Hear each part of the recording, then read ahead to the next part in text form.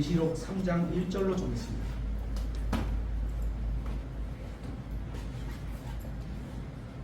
계시록 3장 1절 한 절입니다. 2절이라 다 같이 한 목소리로 맞춰서 읽도록 하겠습니다. 맞췄으면 읽도록 하겠습니다. 시작. 사대에 있는 교회 천사에게 쓰라. 하나님의 일곱 영과 일곱 별을 가진 자가 이것들을 말하라. 내가 내 행위를 알며 네가 살아있다는 이름 가지고 있으나 죽어 있음을 아노라. 성경을 누군가로부터 배우고 그렇게 들은 내용으로만 교리를 세운 사람은 계시록을 바르게 이해하지 못해서 이단 교리에 빠질 수도 있습니다. 그러니까 본인이 자기가 이렇게 성경을 찾아가면서 연구하고 다른 사람의 글 쓴 것도 한번 공부해보고 이렇게 되면 좀 나은데, 그렇지 않으면 누가 와서 이거 봐라 그러면 그냥 그런가 하고 그냥 끌려갑니다. 그렇죠? 그래서 어떤 목사님은 계시록을 함부로 풀지 말라는 식으로 성도들을 가르쳐서 요한계시록에 대해서 접근 명령을 내리기도 합니다. 그런 얘기 들어보셨어요? 저번에 우리 오셨던 분 앞에 사시는 분이 그런 생각을 갖고 계시더라고요. 성경을 읽기를 금지시킨다? 제가 생각하는 건 이건 말이 안 되는 겁니다. 계시록을 바르게 이해해야 가장 중요합니다. 이해할 수 있는 가장 중요한 포인트가 있다면 1장부터 4장까지를 어떻게 이해하고 믿어야 하느냐 하는 겁니다. 그래야 나머지 장들에 대해서 전체를 바르게 건전하게 믿을 수 있게 됩니다. 우리 한번 다 같이 계시록 1장 19절을 한번 찾아보겠습니다. 이건 계시록에 대한 내용은 아닙니다. 이제 계시록이 바르게 이해하려면 여기를 포인트로 잡고 가면 전체를 이해하기 쉽기 때문입니다. 요한계시록 1장 19절입니다. 제가 2절을 읽겠습니다. 내가 본 것들과 이미 본 것이 있습니다. 그죠? 지금 있는 것들과 지금 보고 있는 것들이 있습니다. 또 이후에 있을 것들을 기록하고 앞으로 일어날 일을 기록하겠다. 이렇게 되어 있습니다. 20절. 내가 본 내 오른손에 있는 7 별과 7 금 등잔대의 신비에 대해 기록하라. 7 별은 7 교회의 천사들이요, 내가 본 7 등잔대는 7 교회니라. 그렇죠? 19절에서 말하는 내가 본 것들은 1장에서 말씀하시는 내용입니다. 또 지금 있는 것들이라고 표현한 건 2장과 3장의 교회에 대한 내용이고 4장부터가 이후에 있을 것들입니다. 근데 이게 다 달라요. 이게 다른 거예요. 그리고 교회의 성도로 예표하는 요한은 4장 1절에서 하늘로 들림받아 올라가게 됩니다. 이것도 한번 확인해 보겠습니다. 4장 1절. 계시록 4장 1절. 여기서 포인트는 두 가지로 볼 수 있습니다. 하나는 요한을, 그죠? 요한을 하나님께서 이리로 올라오라 라고 데리고 가시는 거와, 또 하나는 맨 끝에 있는 말이죠. 4장 1절. 2일 뒤에 내가 보니 보라 하늘에 한 문이 열려 있더라. 또 내가 들은 첫째 음성 곧 나팔 소리 같이 내게 이야기한 음성이 이르되 이리로 올라오라. 이후에 반드시 있을 것들을, 아직 이전입니다. 그죠? 현재밖에 안 들어. 이후라 그랬으니까 그 4장 1절 전에까지는 이전과 현재 것이 되는 거고 4장 1절부터 이후가 되는 거예요. 그죠? 이후에 반드시 있을 것들을 내가 네게 보이리라 하시더라. 19절에서 말하는 이후에 있을 것들이 4장 1절 이후의 내용이라는 겁니다. 그렇죠? 그러니까 교회는 계시록 4장 이후에 이 땅에서 사라졌다가 19장에서 예수님의 재림과 함께 다시 등장하게 됩니다. 계시록 2장과 3장은 예수님께서 승천하신 후에 교회를 부르러 공중으로 다시 오시기 전까지, 우리가 흔히 말하는 교회사 2000년 동안 요 교회의 예언적인 역사를 다루고 있습니다. 그리고 2장과 3장에 나온 7교회는 2000년의 교회사를 잘 보여주고 있습니다. 다른 한편으로는 모든 시대의 교회와 이 계시록이 모든 시대의 교회와 또 모든 성도들에게 적용할 수 있습니다. 우리 교회 시대에 대한 책이, 그래서 7교회가 나오는데 교회마다 칭찬과 책망이 다 있잖아요. 그죠? 우리는 그 칭찬을 받는 교회의 칭찬도 같이 받아야 되고, 책망받는 교회의 책망을 교훈으로 삼아서 칭찬을 받아야지. 그렇죠? 그래서 이제 개인적으로도 적용할 수 있게 됩니다. 이것이 계시록을 바르게 이해하는 핵심 포인트입니다. 요거만 알면 나머지 것들은 흔들릴 게 별로 없어요. 계시록은 결코 읽지 말아야 하는 책이 아니라 바른 성경으로 바르게 읽어서 바르게 나누고 믿어야 할 책입니다. 오늘은 계시록 공부가 아니니까 여기까지만 하고요. 오늘 말씀의 제목을 한번 제가 계시록으로 정했는데요. 사대 교회에게 하신 말씀에서 내가 살아있으나 죽었도다 라는 제목으로 오늘 말씀을 전하려고 합니다. 본래 준비하던 설교 주제가 있었는데요. 마음의 부담이 있어서 그 말씀은 다음에 뒤로 미루고 오늘 내용으로 바꾸게 되었습니다. 오늘 말씀은 우리 교회의 모든 성도에게 주시는 말씀이기도 합니다. 아까 그렇죠. 그 계시록은 모든 교회, 모든 성도에게 주시는 말씀이다 이렇게 했는데 어떤 내용인지 잘 들어보시고 여러분도 같은 생각이 드시면 마음으로라도 아멘으로 답하시면 됩니다. 또한 오늘 전하는 말씀으로 지금까지 존재해온 우리 교회가 이랬었다, 뭐 저랬었다 이렇게 말씀드리는 게 아닙니다. 일반적으로 교회들이 이렇다, 우리 교회는 지금 어떠냐, 그럼 거기에 속하면 만약에 회개하고 바른 길로 가야 되지 않겠냐 이런 말씀을 전하고 싶은 겁니다. 우리 교회 주보를 보면 일면에 교회 설립 날짜가 나와 있습니다. 한번 찾아보세요. 언제죠? 일면 2000년 1월 16일 이렇게 찾아보니까 일요일입니다. 일요일이었어요. 그래서 2000년 1월 16일 우리 교회를 사람처럼 만 나이로 계산하면 23세 5개월이 됩니다. 사람이 태어나면서부터 20대에 이르기까지 육신에 속한 것들이 꾸준히 자라납니다. 그죠? 어렸을 때부터 뭐 육신에 속한 것들이 꾸준히 자라납니다. 그죠? 영적인 성장도 마찬가지입니다.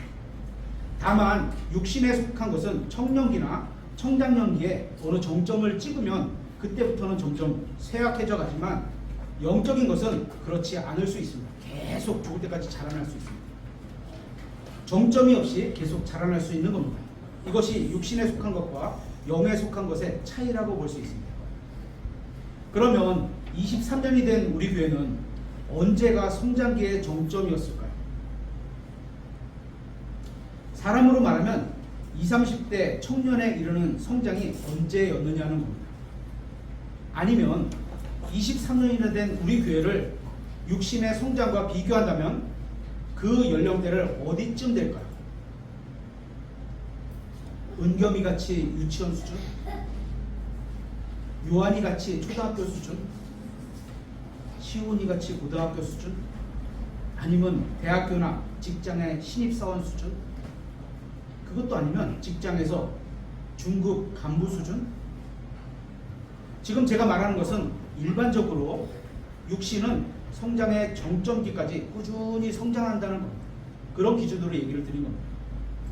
우리가 믿는 성경의 하나님은 특별한 분이시고 그래서 자신이 창조하신 모든 창조물들이 하나님께서 똑같지 않게 만드셨습니다.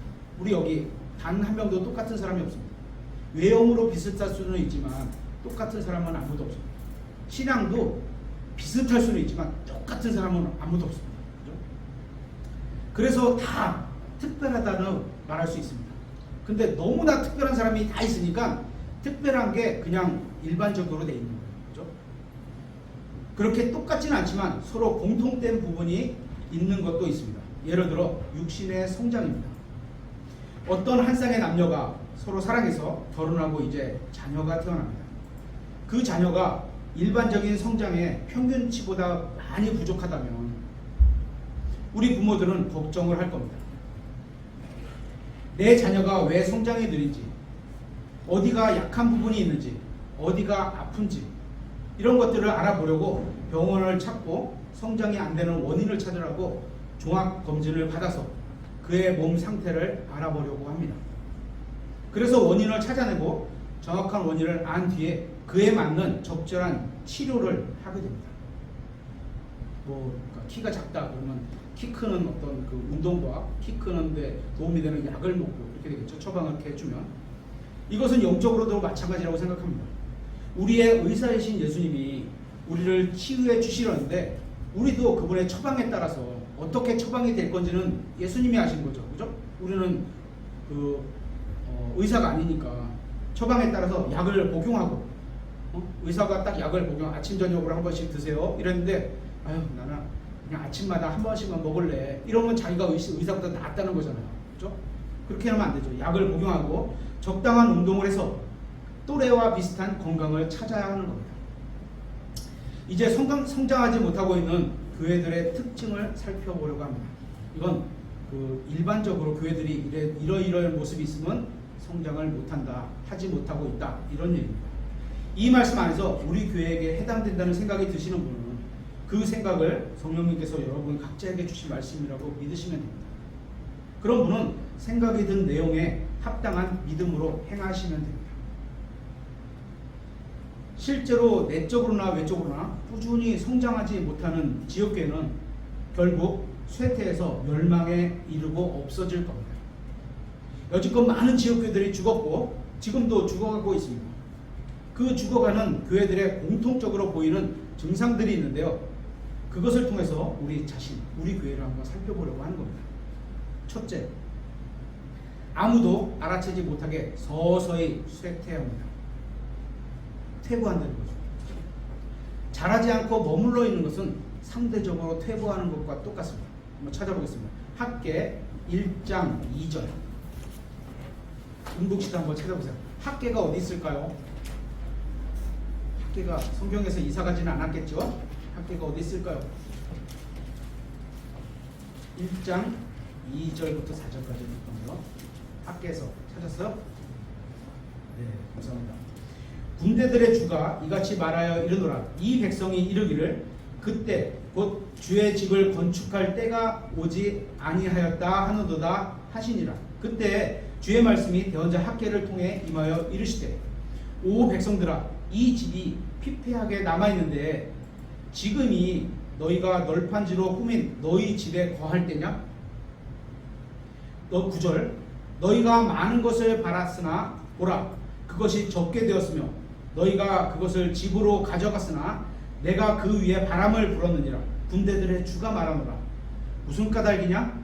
내 집이 피폐하게 남아있는데도 너희가 저마다 다름질하여 자기 집으로 가기 때문이다. 이 무슨 내용인지 아시겠어요?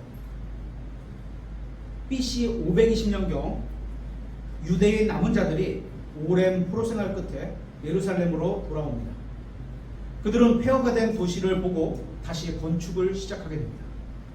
그렇게 첫 번째 사업을 하나님의 전인 성전을 건축하는 일을 시작하게 된 겁니다.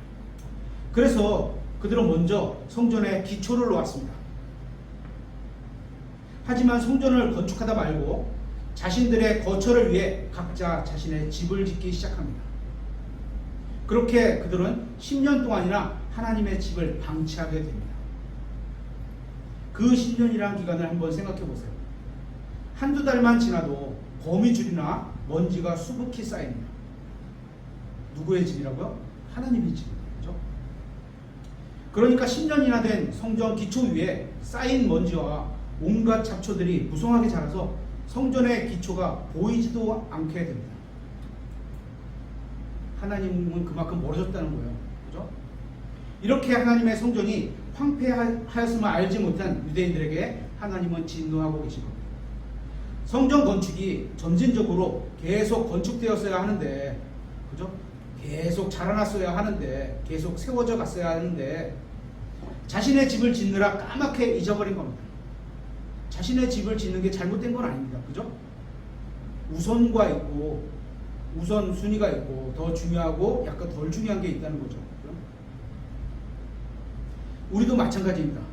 영적으로, 물리적으로 꾸준히 성장해 나가야 하는데, 자기 자신의 일만 돌보느라 하나님의 일을 소홀히, 게을리 하게 되는 겁니다. 하나님은 이를 기뻐하지 않으셨습니다. 우리도 우리 자신의 일들만 돌보느라 하나님의 일을 내버려 두고 있다는 건 아니지, 소홀히 하고 있는 건 아니지, 우리는 영적으로 서서히 쇠퇴해서 하나님께서 보실 때 죽어가는 교회 같은 그런 성도가 되는 건 아닌지 한번 우리 자신을 살펴봐야 합니다. 두 번째, 어떤 변화도 한사코 거부합니다. 우리의 신앙은 어떤 것들은 변하지 말아야 하고 또 어떤 것들은 변해야 합니다. 변하지 않는 것들은 우리가 믿는 하나님이시고 그분의 말씀도 변하지 않는 진리입니다. 성경은 영원히 변하지 않는 거예요. 그죠? 진리는 어느 시대라도 상관없이 변함이 없어야 진리인 겁니다. 뭐 요새 가끔 선전해 보면 뭐 통신사 광고 중에 뭐뭐 선택하면 진리 이런 광고가 있었잖아요. 그죠? 그건 진리가 아닙니다. 광고일 뿐이지 진짜 진리는 시대가 바뀌고 장소가 바뀌고 사람이 바뀌어도 계속 똑같아야지만 진리가 되는 거죠. 하지만 하나님도 변화를 주시는 게 있습니다. 출애굽기 한번 찾아보겠습니다. 출애굽기 13장 11절입니다. 여기에 보면 광야에서 주신 율법과 그렇죠? 또 하나 다시 찾을 건데요. 가나안 땅으로 들어가기 직전에 주신 율법에 차이가 있습니다. 이걸 확인해 보려는 겁니다. 출애굽기 13장 11절. 주께서 너와 네 조상들에게 맹세하신 대로 너를 가나안 족속의 땅으로 데리고 들어가 그 땅을 내게 주시거든 너는 태를 여는 모든 것과 내게 소유한 짐승에게서 나오는 모든 첫 새끼를 구별하여 주께 돌리라. 수컷들은 주의 것이 되리라. 이처럼 출애굽해서 그 약속의 땅으로 인도해가는 광야에서 주신 율법은 그 땅에 도착하면 거기서 경배를 드리라. 그 땅을 주겠다. 믿음으로 살면 화평과 곡식의 풍성한 수확을 맞을 거다. 이렇게 말씀을 하셨는데 이제 다시 하나 민수기 33장을 찾아보겠습니다. 이제 주셨던 율법이 약간 추가되고 변화된 것을 볼 수 있습니다. 가나안 땅에 들어가기 직전에 주신 율법은 그 땅에 있는 거주민들을 다 쫓아내야 하고 처음에 주셨던 율법에는 그런 얘기가 없었어요. 다 쫓아내야 하고 그들의 그림들과 형상들과 산당들을 완전히 허물라고 말씀하셨습니다. 장소와 환경과 사람이 바뀌어서 거기에 적절한 내용으로 하나님께서 율법을 수정하신 겁니다. 민수기 33장 50절에 주께서 여리고에 가까운 요르단 옆 모압 평야에서 모압 평야는요 아직 요르단 강을 건너가기 전에 우리가 지도를 봤을 때 오른쪽에 있는 거예요. 건너가야지 이제 그 약속의 땅이 되는 거잖아요. 아직 오른쪽입니다. 평야에서 모세에게 말씀하여 이르시되 이스라엘 자손에게 말하고 그들에게 이르라. 너희가 요르단을 건너 가나안 땅에 들어가거든 그 땅의 모든 거주민을 너희 앞에서 몰아내고 이게 처음에 주셨으면 실망했을 수도 있어요. 가서 전쟁해야 되는구나 이럴 수도 있는 거예요.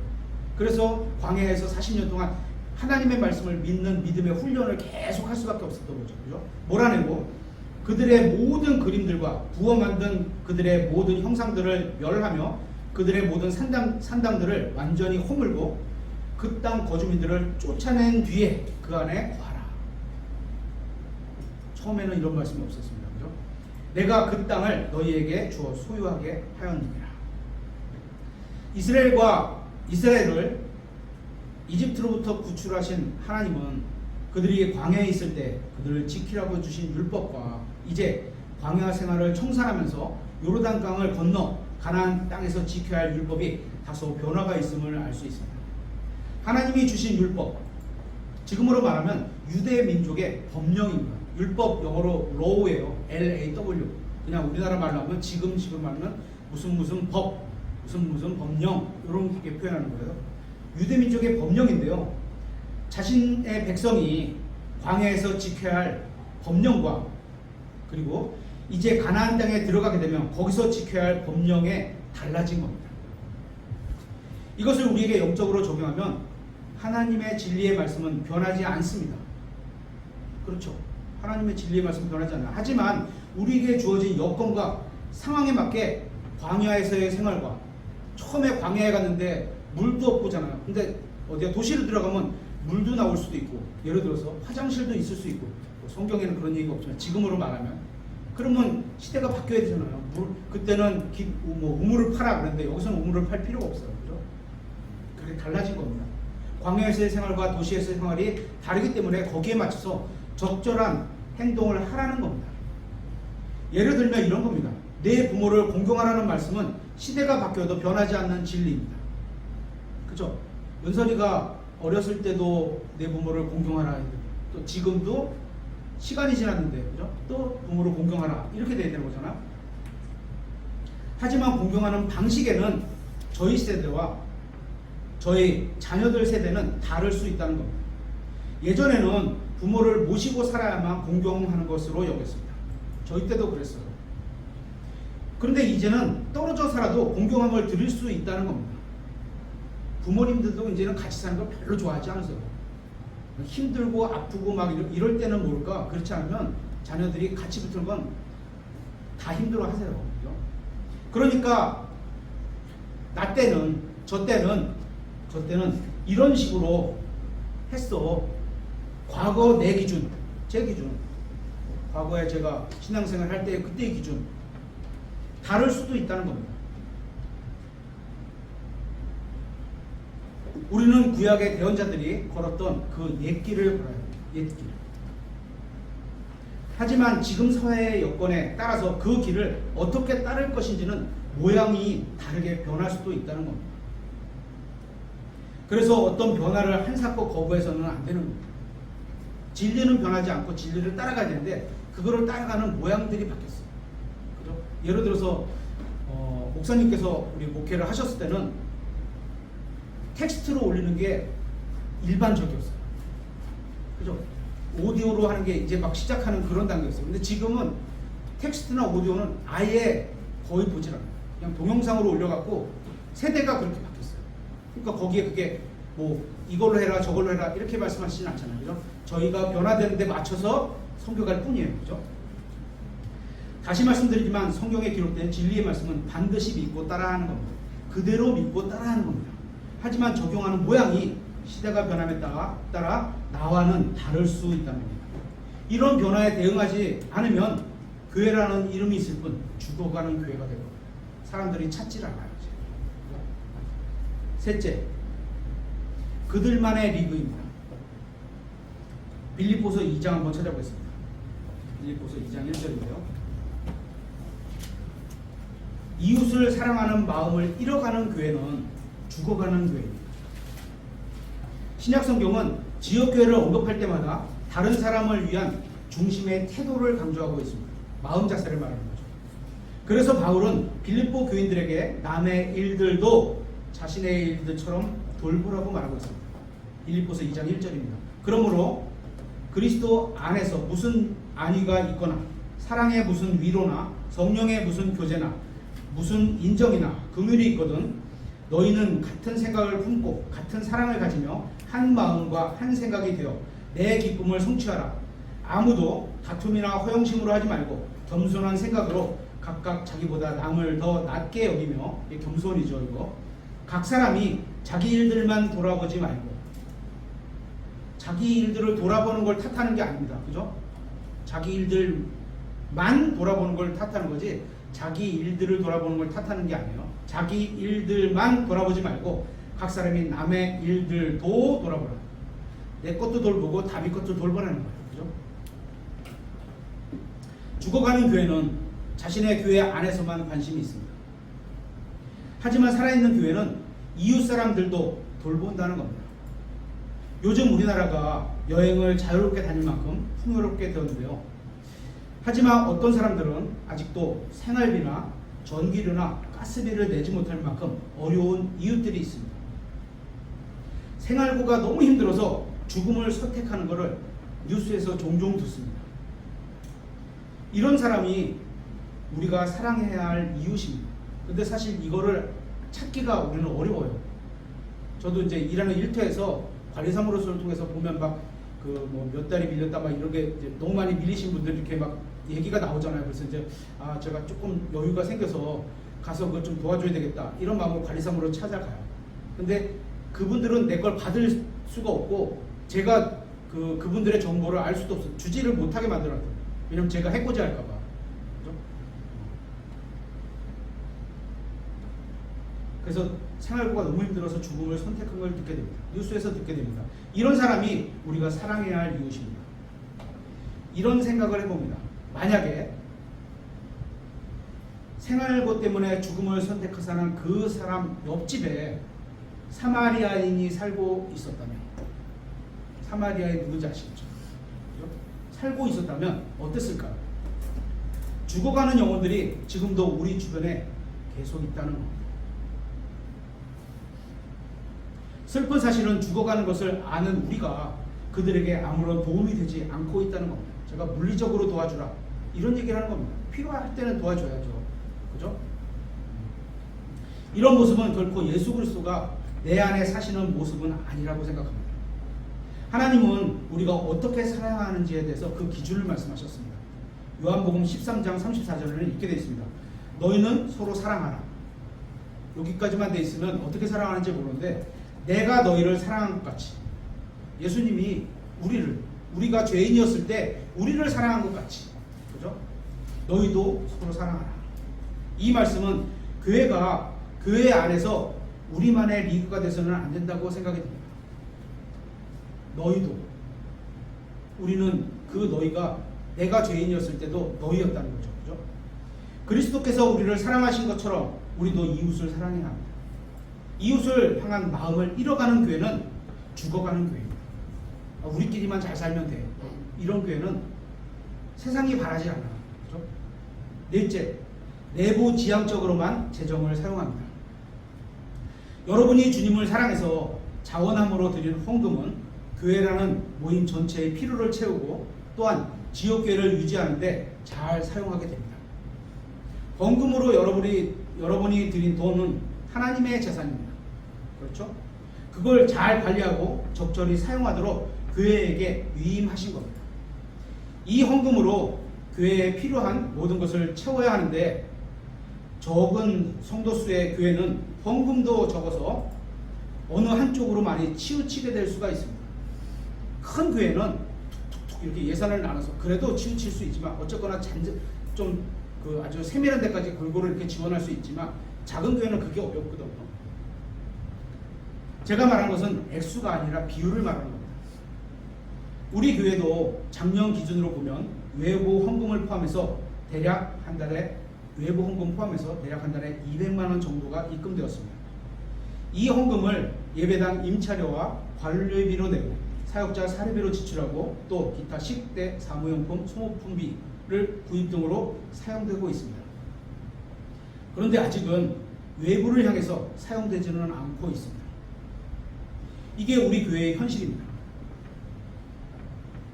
이제껏 우리 교회가 살아온 기간 중에 얼마큼? 23년 동안 상당한 기간 저희 교회는 어려움이 있었습니다. 저는 그거 이해합니다. 그렇죠? 그 기간은 재정에서 외부에 지원하기 어려운 이유가 있습니다. 충분히 이해가 됩니다. 하지만 그것이 지금도 계속되는 것은 바람직하지 않다는 겁니다. 그게 양이 많아야 된다, 적어야 된다 이런 얘기를 하는 게 아니에요. 어쨌거나 시작은 적을 수도 있습니다. 그렇죠? 이제는 외적으로도 재정이 쓰이도록 결정을 해야 할 때라고 생각합니다. 집안이 든든해야 남을 도울 수 있다는 말도 옳은 말입니다. 내가 먹고 살 게 없는데 어떻게 남을 도와줄 수 있느냐 옳은 말입니다. 그죠? 그러면 재정이 든든해지는데 그때가 언제 올까요? 언제 올까요? 든든해지면 외부를 지원해야 된다 그러면 언제 올까요? 열왕기상 17장 8절에 보면 엘리야와 사르밧 과부 이야기가 나옵니다. 그녀에게는 가루 한 주먹거리와 기름 조금이 있었을 뿐입니다. 그녀와 아들이 한 끼를 먹고 죽을 만큼밖에 없는데 그걸로 엘리야를 먹이라는 겁니다. 나를 먹이라. 그때 엘리야는 저 아닙니다. 그죠? 나를 먹이라 이런 겁니다. 여러분은 그럴 때 엘리야를 먹이시겠습니까? 쉽지 않은 결정이겠죠. 이거 쉽다고 얘기하면 진짜 대단한 분입니다. 그죠? 쉽지 않은 결정일 겁니다. 하지만 그녀는 하나님을 믿고 섬겼습니다. 그래서 하나님이 축복하셨다는 훈훈한 이야기를 저희가 성경에서 읽게 되는 겁니다. 우리가 내부 지향적으로만 재정을 쓴다면, 내부 지향적으로만, 내부에서 쓰는 것만 쓴다면 하나님은 우리 교회가 살아있지만 죽어있는 것과 별반 다름없다고 말씀하시는 거예요. 우리 교회는 주님의 교회요, 또한 여러분의 교회요, 저의 교회입니다. 앞으로 쓸 1년 예산을 매년 말에, 작년에 12월에 했고 올해도 12월에 교회가 함께 모여 결정을 하게 되는데 내년 예산이 한정적이고 또 줄어들 수가 있다면, 그럴 수도 있잖아요. 그렇죠? 줄어들 수도 있다면 가장 먼저 예산에서 삭감하게 되는 항목이 뭔지 아시겠습니까? 외부로 나가는 돈이 삭감됩니다. 자체 내부에서 뭐 임대료를 깎을 수는 없잖아, 그죠? 줄일 수 있는 건 딱 자체에서 줄일 수 있는 건 두 개예요. 사례비, 그 다음에 우리가 쓰는 일반적인 거, 그죠? 소모품과 사례비가 내부에서 줄일 수 있는 거고, 그것보다 먼저 줄이는 게 뭐예요? 외부로 나가는 돈을 싹 또 끊어버립니다. 목회자 사례비는 줄어들지 않는데 가장 먼저 줄어들고 없어진 게 바로 외부를 향한, 외부 선교사님이 계속 가서 거기서 하나님의 일을 하는데 우리가 지원할 수 있는 선교비를 보내는 거 줄일 수밖에 없겠죠. 또 줄이고 이렇게 되는 거, 그걸 먼저 줄이게 된다는 거예요. 그러면 이럴 때 예수님은 어떤 말씀을 하실까? 우리가 그렇게 외부에 있는 걸 줄이면 성경은 우리에게 어떤 말씀을 하실까요? 한번 찾아보겠습니다. 마가복음 10장 21절, 여기에는 부자 청년이 와서 예수님에게 물어보는 장면입니다. 마가복음 10장 21절,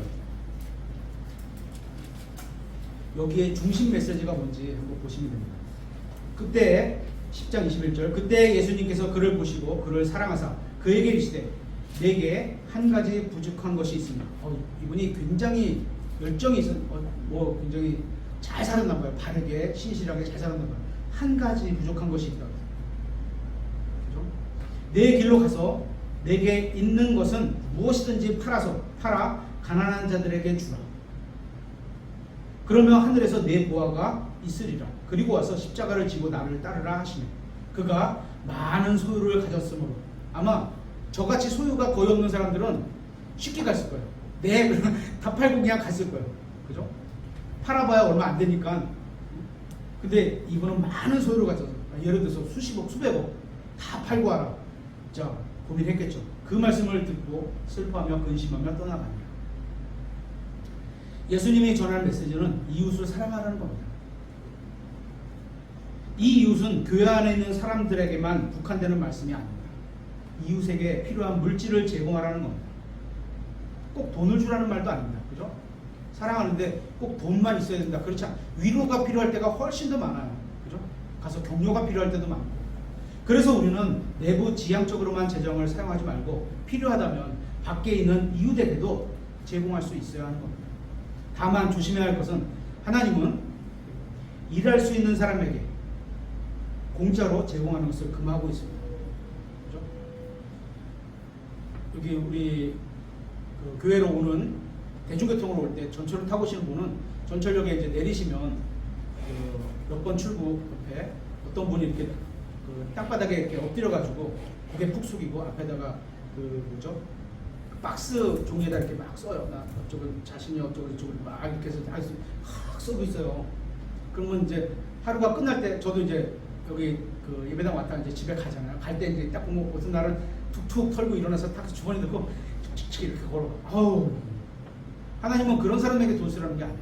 그죠?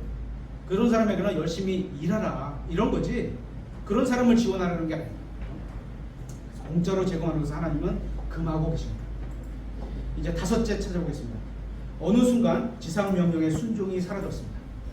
마태복음 28장 19절입니다.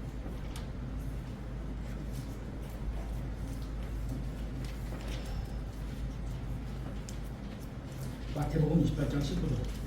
그러므로 너희는 가서 모든 민족들을 가르치고 아버지와 아들과 성령의 이름으로 그들에게 침례를 주며 무엇이든지 내가 너희에게 명령한 모든 것을 그들에게 가르쳐 지키게 하라. 보라, 내가 세상의 끝까지 항상 너희와 함께 있느니라 하시니라. 아멘. 우리 교회는 벌써 23년 전에 하나의 지역교회로 세워졌고, 그때는 사랑의 열정으로, 믿음의 열매로 주님을 기쁘게 하는 믿음으로 순종을 보여왔습니다. 그런데 어느 순간부터 지상명령이라고 하는 복음전파 사역이 보이지 않고 있습니다. 우리에게 무엇이 문제일까요? 왜 열정이 식었을까요? 우리가 교회라는 이름으로 예전에 알고 지내던 사람들이 있습니다.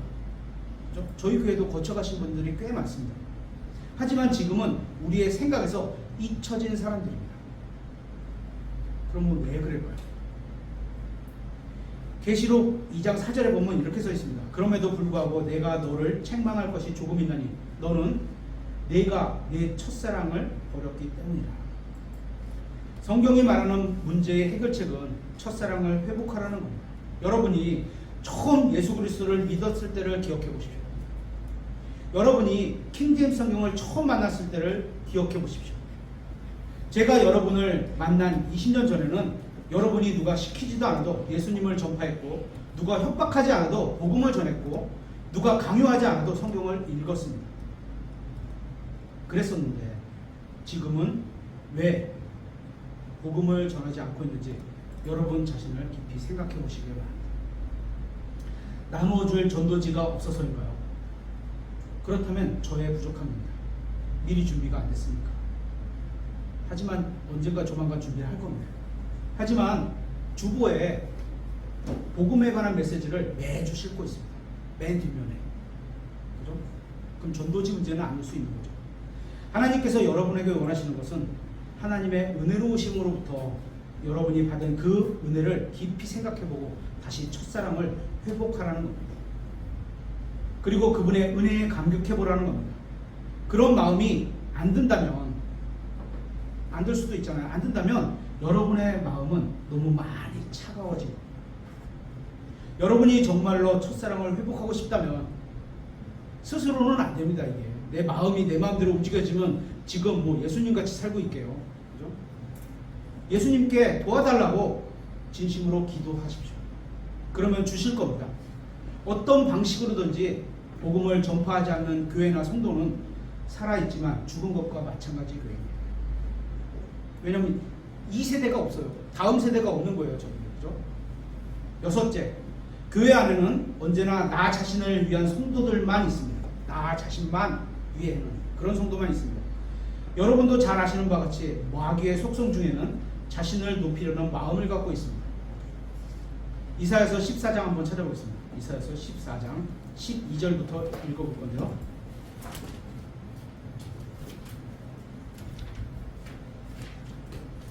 이사야서 14장 12절. 오 아침의 아들 루시퍼야, 내가 어찌 하늘에서 떨어졌는가? 민족들을 약하게 한 자야, 내가 어찌 끊어져 땅바닥으로 떨어졌는가? 13절. 내가 내 마음속으로 이르기를, 내가 하늘로 올라가 내가 하느님의 별들 위로 내 왕좌를 높이리라. 내가 또한 북쪽의 옆면들에 있는 해중의 산 위에 앉으리라.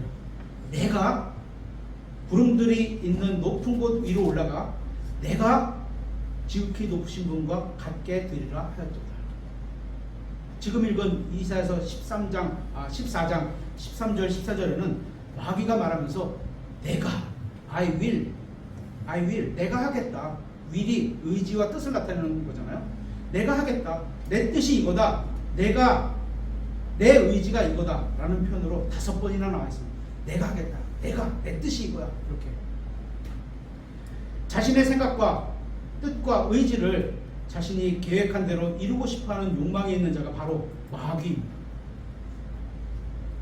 그런데 이런 마귀의 모습이 교회 안에서도 보게 될 수 있습니다. 예를 들면 교회가 어떤 일을 하고자 할 때 자신이 생각하고 선호하는 바를 큰 목소리를 내서 자신의 뜻을 관철하는 사람들이 있습니다. 이런 교회는 결코 성장할 수 없을 뿐만 아니라 하나님께서 함께 하실 수도 없는 죽은 교회입니다. 마귀 방식으로 살아가는 사람하고 어떻게 같이 가겠습니까? 성경은 모든 성도들이 항상 품어야 할 그리스도의 성품에 대해서도 말씀하고 있습니다. 빌립보서 2장 5절에 너희 안에 있는 이 생각을 품으라. 너희 안에 이 생각을 품으라. 그렇죠? 그것은 그리스도 안에도 있던 생각입니다. 그분께서는 하나님의 형체로 계심으로 하나님과 동등함을 강탈로 여기지 아니하셨으나 스스로 무명한 자가 되사 자기 위에 종의 형체를 취하시고 사람들의 모습이 되셨으며 사람의 모양으로 나타나사 자기를 낮추시고 죽기까지 곧 십자가로 인해 죽기까지 순종하셨느니라.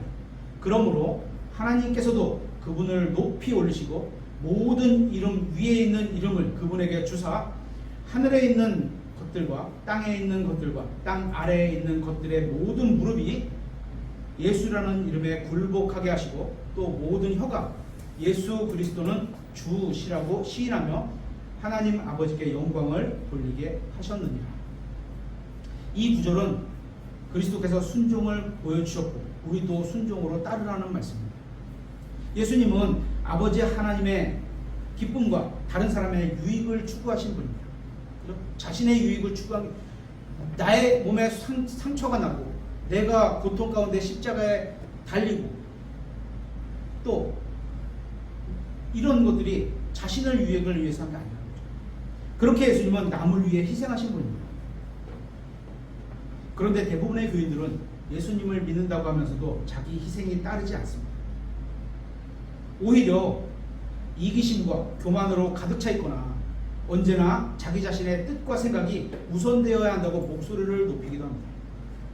그런 성도는 교회를 잘하지 못하게 할 뿐만 아니라 교회가 죽어가게 만드는 겁니다. 교회는 생명의 예수님을 주님으로 모신 사람들입니다. 그 사람, 어떠한 사람, 입김이 굉장히 강하고, 그죠? 말 잘하고 이런 사람을 따라가게 하는 게 아니죠. 그 예수님을 따라가지 않으면 결국 4대 교회처럼 살아가다가 죽은 교회가 될 겁니다. 7째, 좀처럼 서로를 위해 기도하지 않습니다. 야고보서 5장 16절에 너희 잘못들을 서로 고백하고, 잘못들을 고백하는 겁니다. 죄를 고백하는 게 아니에요. 어떤 타종교에서 그냥 누구 앞에서 이렇게 칸막이가 되어 있고 죄를 고백한다. 이거 성경을 잘못 이해한 겁니다. 우리는 잘못, 상대방에 대한 잘못, 나로 인한 어떤 그 상대방의 피해, 또 나의 단점, 결점 이런 거를 말하는 거지 죄를 고백하는 건 아니에요. 너희가 병고침을 받도록 서로를 위해 기도하라. 서로를 위해 기도하라. 의로운 사람의 효력 있고 뜨거운 기도는 많은 효능이 있느니라. 우리가 서로에게 고백하고 용서해야 하는 것은 내가 지은 죄를 말하는 것이 아니라 자기 자신의 잘못이나 실수를 서로에게 고백하고 서로를 위해 기도하라는 겁니다. 우리는 매일 기도를 합니다. 자신이 필요한 것을 구합니다. 이걸 구하는 게 잘못된 것은 아니지만 성경이 말씀하시는 기도는 자기 자신의 필요를 구하는 게 아니라 다른 사람이 잘 되기를 구하는 겁니다. 그런 기도를 하라는 겁니다. 내용은 없지만 예를 들어서 이제 저희 영어로 된 킹제임스 성경을 믿는 교회들이 많이 있잖아요. 근데 그 중에 이제 번역된 부분을 함정어로 쓰시는 분, 한글 킹제임스 성경으로 쓰시는 분, 또 표준역으로 쓰시는 분, 또 권위역으로 쓰시는 분, 이렇게 쭉 책들이 여러 개 나와 있거든요. 근데 이제 자기가 선호하는 쪽에, 또 자기가 사용하고 있는 쪽에, 아니면 자기가 번역하에 있는 그거를 주장하기 위해서 상대방을 잘못을 저 마음 아파요. 저는 그게 진짜 예수님이 같이 일해 주시는 건지는 저 잘 모르겠습니다. 그죠? 다른 사람이 잘 되기를 구하라고 기도하라고 성경은 얘기하고, 아마도 그분들도 분명히 설교를 하셨을 텐데 그 잘못, 다른 사람이 이 사람이 아니라는 보장이 어디 있어요? 그죠? 그러니까 저는 좀 그런 면이 아쉽고 되게 마음이 아픕니다. 그 다른 사람은 또 다른 사람을 위해서 기도하라는 겁니다. 우리가 누군가를 놓고 기도할 때 하나님 저 사람 벌 주세요. 구약에는 그런 기도가 있잖아요. 시편에 보면 지옥을 해주세요. 이런 기도는 하지 않습니다. 그죠? 우리가 진심으로 상대방을 위해서 기도한다면 그 상대방이 영적으로 유익이 있는 그런 기도를 하게 되는 겁니다. 고난 가운데 있다면 하나님 고난을 이겨낼 믿음을 주시고 함께 위로해 주시고 동행해 주시고 이런 기도를 하게 되겠죠. 기도가 교회를 살아서 활동하게 만드는 겁니다. 왜냐하면 다른 사람이 잘 되기를 구하는데, 그죠? 또한 기도가 가정을 살아서 활동하게 만듭니다. 내 남편이, 내 아내가 나를 위해서 기도하는데, 그죠? 서로를 위해 그런 기도가 없는 교회는 죽어가고 있거나 죽은 교회입니다. 마지막으로 8번째, 교회의 목적과 사명을 잃어버립니다. 여러분에게 묻습니다. 인천 말씀 침례교회가 존재하는 목적이 뭘까요? 우리는 매주 주보를 매주 나오는데 아시겠습니까? 1페이지 한번, 첫 페이지 한번 보겠습니다. 그럼 교회가 왜 있는 걸까요? 그런 목적이 저희 주보의 첫면에 나와 있습니다. 첫면에 교회 소개란에 써 있는 글을 제가 읽겠습니다. 저희 교회는 성경에서 말씀하시는 바, 성경을 믿고 따르는 교회입니다. 그죠? 지역교회 모임의 3가지 목적. 사람들이 모여서 지역교회를 모여서 해야 할 세 가지 일들이 있구나. 첫째, 진리를 가르치고, 진리는 예수 그리스도가 진리입니다. 진리는 하나님의 말씀이 진리입니다. 이것을 가르치고, 그죠? 세상 과학, 영어, 수학 이런 걸 가르치는 게 아니에요. 그런 것도 필요하겠죠, 집에 가면. 하지만 교회는 그런 거 아닙니다. 둘째, 영과 진리로 하나님께 경배하며. 하나님은 영이십니다. 그죠? 그래서 사람의 영이 경배를 드리는 걸 받으시는 거예요. 근데 그 영이 죄 가운데 죽어 있다가 예수 그리스도를 영접함으로 말미암아 살아나는 거죠. 그래서 살아계신 하나님, 살아계신 영으로 하나님께 영으로 경배를 드리는 거죠. 그죠? 세 번째, 하나님의 뜻을 이루시도록. 조금 전에 박주혜 형제님께서 기도하실 때도 하나님의 뜻을 이루시도록. 교회의 뜻 아닙니다. 제 뜻 아닙니다. 여러분의 뜻 아닙니다. 그죠? 하나님의 뜻을 이루시도록 기도하는 것. 그죠? 내가 바라는 게 있어요. 하지만 맨 마지막에 어떻게? 하나님, 그건 제가 원하는 거고 하나님 보시기에 정말로 하나님의 뜻을 이뤄주세요. 이런 말을 끝에는 꼭 붙여야 돼요. 내가 원하는 거 구할 수 있습니다. 그걸 틀렸다고 할 수는 없어요. 하지만 뒤에다가 그 뜻보다 내가 잘못 구했다면 하나님께서 원하시는 뜻을 이뤄주십시오. 이렇게 기도해야 되는 거죠. 그렇게 하는 것을 실행하기 위해 노력하는 교회입니다. 여러분 그렇게 하고 계십니까? 더군다나 노력하고 계십니까? 저희는 그렇게 할 거라고 저는 생각을 합니다. 또한 바깥 사람들에게는, 이제 안에서 우리가 해야 될 건 이겁니다. 그죠? 세 가지. 바깥 사람들에게는 복음을 전파하고, 첫 번째 복음을 전파해요. 예수 그리스도를 믿으라고 전해야 되는 겁니다. 또 바른 행실로 우리가 나가서 저 사람은 뭐 달라, 저 사람은 굉장히 부지런하고 성실하고 믿을만해, 저 사람 시켜놓으면 뒤에 안 들, 그 사람 챙기지 않았는데 알아서 잘할 거야. 바른 행실로 하나님께 영광을 돌리고, 그러다가 그런 걸로 뭐 회사에서 아니면 국가에서 표창을 받았어. 옛날에는 그런 거 많았죠. 연말에 행사를 딱 하면, 지금은 너무 가끔 나오더라고요. 지금 편집해서 그런지 몰라도 나가면 이 영광을 하나님께 우선 돌립니다. 이런 말이 굉장히 적어졌어요. 옛날에는, 미안합니다, 한 10년 전 이전에는 그래도 제법 있었어요. 들을 수가 있었어요. 근데 지금은 진짜 듣기가 어려워요. 그죠? 하나님께 영광을 돌리고자 합니다. 이게 저희 교회의 목적이고, 하나님이 원하시는 목적도 마찬가지고, 하나님이 주신 영의 양식을 먹고 살아있는 영적인 움직임이 있어야 살아있는 교회입니다. 오늘 말씀을 시작하면서 사도교회에 관한 말씀을 읽었습니다. 계시록 3장 1절에 내가 내 행위를 알며. 사도교회는 행위가 있었습니다. 우리 교회도 행위가 있습니다. 예배도 드리고 헌금도 드리고 찬양도 올리고 이런 행위가 있습니다. 그런데 다시 계시록 3장에 보면 내 행위를 알며 내가 살아있다는 이름을 가지고 있으나 죽어있음을 아노라. 그런데 이런 행위가 있는데 사도교회가 죽었다는 겁니다. 왜죠? 결국 믿음이 없는 종교 행위만으로 움직이는 그런 교회였다는 겁니다. 그러면 우리 교회는 어떤가요? 이제 말씀을 마무리하려고 합니다. 여러분은 오늘 말씀에서 몇 가지에서나 자유로울 수 있으십니까? 하지만 우리 교회는 아직 소망이 있습니다. 이거를 알았으니까. 그죠? 해야 될 거를 알았으니까. 사람이 질병을 앓다가 죽어가는 것처럼 우리 자신과 또 우리 교회가 어떤 면에서 영적으로 죽어가고 있는지를 알아야 하고, 그 상태가 심각한 상태임을 인정해야 하는 겁니다.